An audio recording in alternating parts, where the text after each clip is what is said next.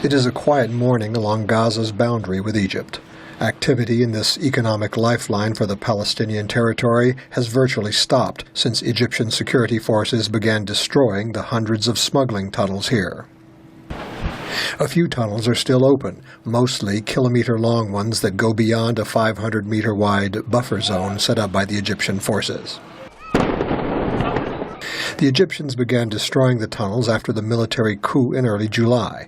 Before then, thousands of tons of food, fuel, construction materials, and machinery entered Gaza through the tunnels each month. This eased shortages caused by the Israeli blockade imposed after the militant Hamas took power in Gaza. Tunnel owner Abu Khalil does not want his face shown on camera. He says his business has been destroyed. There are a lot of people sitting without work now. This has made the rate of unemployment very high, and prices for goods have become very expensive. Tens of thousands of jobs have been lost. Many gas stations now are shut. Construction projects have stopped. Raw sewage flows into the sea because the treatment plant no longer works. Electrical power is being rationed. Analysts say the closure of the tunnels have cost Gaza some $300 million. Islam Salouha's grocery store is open despite a blackout. He says business is down 70%.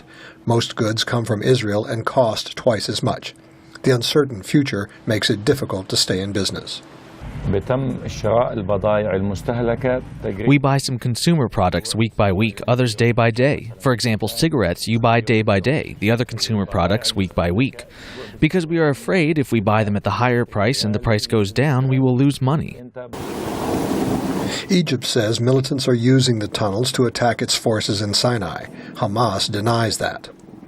The new Egyptian leader, General Abdel Fattah al-Sisi, is suspicious of the ties between Hamas and Egypt's ousted Islamist president Mohamed Morsi, deposed by the military 3 months ago, says Professor Mukhaimar Abu Saada of AL-AZHAR University in Gaza. Because basically Hamas is part of the International Muslim Brotherhood organization, and al-Sisi and his comrades we're watching how the Hamas Muslim Brotherhood was developing over the past year when Morsi was in power, and they were not happy with it.